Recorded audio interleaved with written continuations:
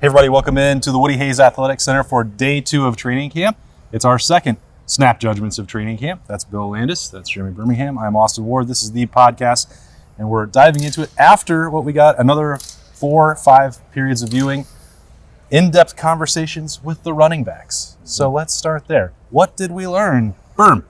This is a confident group of running backs. Okay. And I'm telling you, Mayan Williams says he only lost 6 pounds from last year to now. Great. But maybe that's the case. I mean, I know when you're 21, 22 years old, your body changes, differently, and 6 pounds may not look the same as it would for us. But he looks significantly in better shape, and he said he's a lot faster, and I think that he was talking about how the goal is for him to be the power back, and where Evan Pryor and Trevion Henderson are more of the home run hitters, and people forget this guy did have a 75-yard home run against Minnesota last year, right? He can get there. He can move more than he might get credit for. Yeah. And Tony Alford was very passionate in his defense of him. I'm not sure what criticism he's hearing, what he felt like he had to defend Mayan Williams from. But he's not unappreciated in the Woody Hayes Athletic Center. That's what Tony Alford said repeatedly. And then, I thought that was going to be a great biology lesson from Berm about changing bodies. But when you are converting some of what he had, which was, Tony Alford also joked, baby fat, and converting that into muscle, that's certainly noticeable with Mayan Williams and that physical transformation. Yeah, I don't expect him to lose any of the physicality that sort of makes him what he is. But if he can add a little more agility to that, then obviously he's a better player. And that's the thing about this room that kind of sticks out to me is there's a sort of interesting diversity of skill set. Like the different strengths that all these guys have really seem to complement each other really well. With Mayan's physicality, I think, Trey's short area quickness, obviously he can hit the home run. And Evan has that too. But the other thing that Evan Pryor has, and Tony Alford mentioned it, is that receiving threat that I think we've talked about a few times out of the backfield. But he says, Evan Pryor at camp already has made a couple plays where he's down the field. It's not just catch a swing pass out of the backfield. It's be a threat, 10, 12 yards down the field as a receiver. That's not something they've had a ton of in this offense from that position. So if Evan Pryor can bring that to the table, then that's how a guy like him, I think, adds a little something to this offense. I wonder if, and I'm just spitballing it here, the complementary nature and the fact that all 3 are high-level running backs who would start virtually anywhere else in the country, I wonder if there's any sort of just risk about how you deploy it all, because Ohio State will want all 3 to play. They know that they can all play. They know they can all produce. Like, what if you get just a little too cute with it, the way that they did? And I guess I just will never forget the JK and the 2018 season still haunts your dreams. It haunts me. Because I've spent a lot of time talking to the running backs coach about that and the way that they managed it, and I know the thinking that went behind it, and then it just didn't quite get over the hump. I'm not saying that to douse throw some water on this running back room and how talented and elite it can be. It's just sometimes if you don't just go with your best back. Sometimes you got to go with your best back. Sometimes you got to go with the hot back. So it's about how do you find the balance and make sure everyone still gets reps. These guys have 4 games essentially to decide, hey, this isn't going to work for me. And we live in such a crazy world now of college football where those first 4 games, something happens that they don't like. All of a sudden, it could be somewhere else. But I think that you have an opportunity because what Bill said, the complementary style of play, that it's easier to find that. I think with J.K. Dobbins and Mike Weber, especially in 2018, because J.K. was trying to be a little bit more physical of a back that year for some reason I don't know if it was because Mike's style, J.K. tried to replicate that or whatever, but I think that these guys understand that they're different, and talking to them all today, they've all seemed to really embrace this opportunity to say, I'm not going to have to take 25 hits a game. Sure. And maybe it's 10, 15 hits a game, but as long as those 10, 15 carries are winners, then who cares? I thought they did a pretty good job of it last year. I mean, it's not all that dissimilar this year. I guess you throw Evan Pryor into the mix, and that's another guy who's kind of eating away at the carries. But I thought they did a decent enough job of giving Trevion Henderson what he needed, but also working Mayan Williams in what was a meaningful way without ever really bogging down the offense. And I suppose you give the credit to the players too.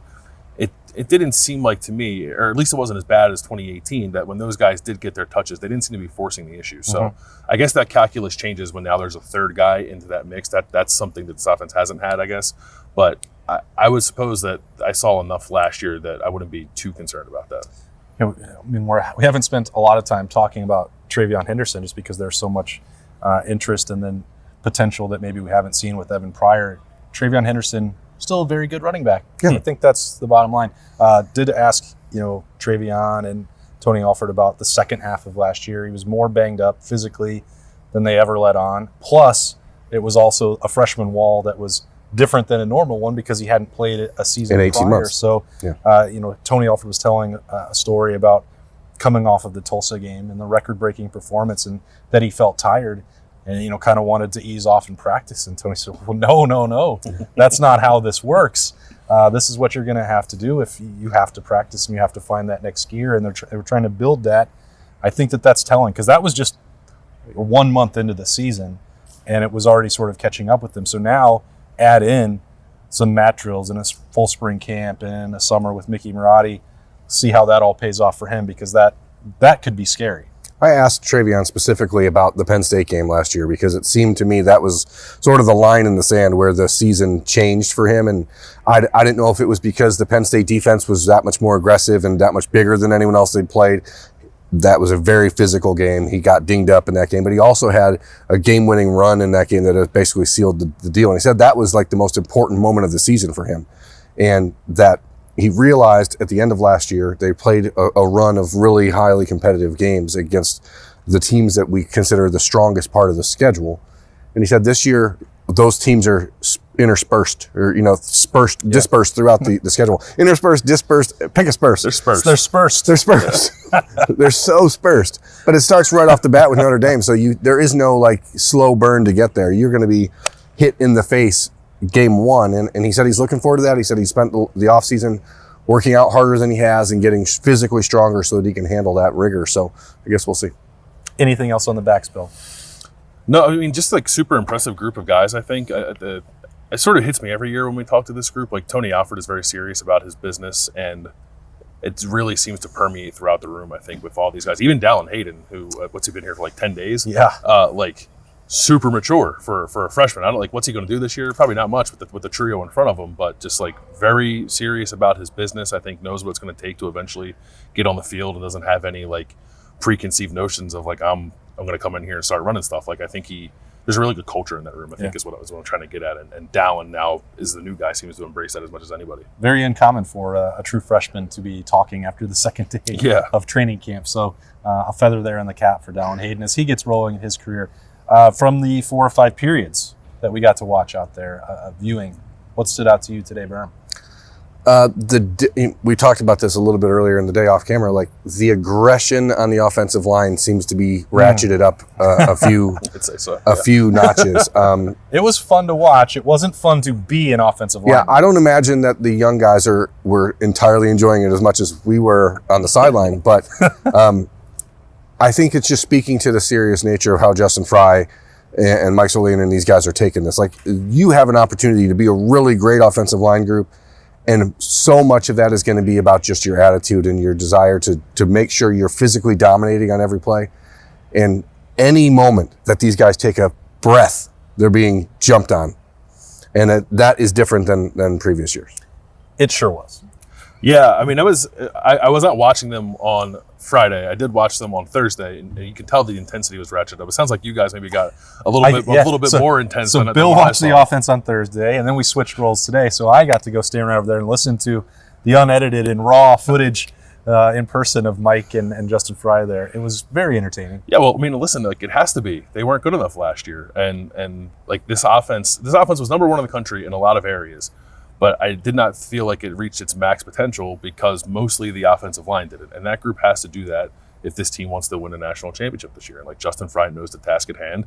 I think he goes about it maybe a little differently than his predecessor in getting the point across. But that's not a bad. All that matters is the result. So if that's the way that Justin Fry can get let's results, not be. I mean, Greg Studrara did yell quite a bit. Oh yeah. I wonder if it's because those two guys just have actual voices still, and so maybe that's what we can hear them. Yeah. And Stud was. But there's a difference also. Yelling it out. There's a difference in that when you're watching Justin Fry do this, he's yelling and all of the profanity is included, which, whatever. They're used to it. They're big boys. They can handle it. But he's then able to then show them physically what to do on the drill. And I think immediately I see guys getting it because he's then showing them, okay, he's not just telling them, he's showing them. And I think that makes a big difference for these young guys who are saying, I don't really see what you're talking about, and then he does it, Yeah. and it makes a big difference. I saw multiple times on Friday where a younger offensive lineman was instructed to do something, shown how to do something, and then immediately praised afterwards. So it wasn't just like, Wasn't all negative. right. Got to have a carrot and a stick out there, I believe. I got a closer look at the full set of reps for C.J. Stroud during those opening periods today, and I can report that he's still very good at football. No way. Yeah, it's a fact. He was crisp. It was a show, and I think that it's a treat. You already know what he can do in game settings, and he's a Heisman Trophy finalist coming back. But just to watch him work and the approach throughout those practices, virtually every throw that I saw was pinpoint, right where it needed to be. Great timing. He may have missed on one where the receiver that was involved in that ran the route a little bit differently than they thought, so that ball did. It's not like no balls hit the ground during those drills, but you could see that same arm strength. I think it might even be a little bit more impressive as you would expect after another year of working out and getting stronger in the weight room. Timing good, accuracy very strong. It was fun to watch him do that just because he's a rare talent at quarterback. Yeah, I thought even in the spring there was a noticeable kind of like increased zip on the ball with him. And I was watching him on Thursday, you were watching him on Friday. I think you see that here too. I actually, when we were in here for student appreciation day in the spring, like stood directly behind him and like was like kind of like almost like a pocket view of the offense. It was kind of cool. But man, the ball, I mean, it jumps out of his hand. And in a way, like if you were list the strengths of CJ Stroud, I don't like pure just like zip on the ball. It's probably not super high up on that list, but it does seem like it's something he's improved this year. I think that what's interesting with CJ, and I asked him a little bit about this in Indianapolis, but he was so good with Jackson Smith and Jigba, Garrett Wilson, and Chris Olave. The timing that he had with those guys was unbelievable. Yeah. And it is going to take an adjustment for these younger receivers that haven't been in that top group for him to get that sort of comfort. And so you might see a day or two out here where the timing feels a little off, or Keon Grays may run a route differently than Garrett Wilson would have. And so watching CJ kind of traverse that course to becoming a Heisman level quarterback when you have to bring guys up is, I think, one of the more interesting subplots of this next 4 weeks, because he has to get those guys to be Garrett Wilson and Chris Olave level, because otherwise you're going to see a drop off by no fault of his own. So to me, that's one of the things where you watch it and man, timing's a little different, but that's maybe not a CJ Stroud problem. That's a, offensive problem, because you're replacing 2 top 12 picks in the NFL draft. On the second day of training camp. Right. Yeah. And then, Bill, you spent more time, as we said, watching the defense today. What did you take away from that? Yeah, the biggest thing was, as we were being graciously escorted out of practice, as we typically are after the fourth period, you kind of like turn around and walk backwards just to see what's going on there. Yeah. So as we were doing that, they jumped real quick into an 11-on-11 kind of teaching period, and I got a very, very quick glimpse of what today, on the second day of camp, was the first team defense. Obviously, that can change many times over. Tell me about what you saw. Camp, but on the defensive line, JT Tuimoloau. You mean he's not third string? He's How about that? I made a bad observation yesterday. Right. Wow, idiot. Tyleek Williams. Huh? I'll jump to the other end, Jack Sawyer, because the most interesting guy that was in there was Ty Hamilton. Okay. Don't. People who watch the podcast daily might have got a hint that could be a possibility. Maybe it's just pure coincidence. We talked about him yesterday on this in this same exact show. Like, something about Ty Hamilton seems to be flashing. The other 7 were what you would expect. Yeah, no surprises there. And again, well, maybe the back 7 won't change, but I think that there's some room for movement on that defensive line. Case in point, Ty Hamilton. I don't think anybody coming into this camp thought I didn't think it'd be this quick. No. Yeah, certainly not. You think about the 2 older guys and the 2 second-year guys before you think about Ty. But again, like Ty's a guy that I think has turned heads since he showed up here on campus. And if this is now his time to sort of come into his own, that timeline kind of makes sense to me. Yeah, a little bit faster progress than Devon made, but yeah, you know that the and it's not even necessarily a knock on Teron Vincent or Jaron Cage. I mean, you might just be looking for a certain spark. You may be just, the ties have it, right? And the Teron and Terons are not on yet. So maybe you just wait. To me, depth is never a problem, right? Like, the more guys you have that can play, the better your team's going to be. So as you watch, and you talked about it yesterday with the linebackers, like, Teradja Mitchell, if he can emerge and be the player that we thought he was going to be as a freshman, great. Like there shouldn't be a problem there. Yeah. Then you find ways to get him on the field, and you want players like that to step up. Teradja, think about that class of linebackers you came in with Dallas Gant and Kayvon Pope. Like, Teradja's the last man standing, and he clearly wants to be here. So you hope that this is the year that he does that. And so you don't have to rely on Chip Trainum, who you guys also talked about on the podcast daily on Friday. Like, whoever's going to step up. And I talked to Chip briefly walking off the field, and he said, I'm just doing whatever I can to be the guy. Yeah. And so if everyone has that attitude, so obviously it's only day 2, no one's getting downtrodden and in the dumps about, I'm not getting enough reps. I mean, everyone understands that it's a process. So Ty Hamilton today means nothing for Ty Hamilton Monday. That's right. Those are Friday's snap judgments. So 2 days into camp. Up next, in terms of media availability, hotel check-in, baby. Ooh, yeah. Everyone's favorite. Sunday afternoon, the podcast will be there, and Bill and I will also be representing Rivals for Dotting the I's. If you want to take advantage of a free month there, your clock is ticking. You need to get it by tomorrow. So or here on YouTube, where the podcast is always free. So you could just also stay here also, and then go there. Both. You can do a lot of things. Thanks for undercutting the hard sell there, Berm. All right. You guys can do anything you want, man. Yeah, they can do. And I hope that they do. And I hope they enjoyed Snap Judgments with Bill Landis, Berm, and myself, Austin Ward. We will be with you throughout camp, of course, and we'll see you Sunday for Hotel Check-In.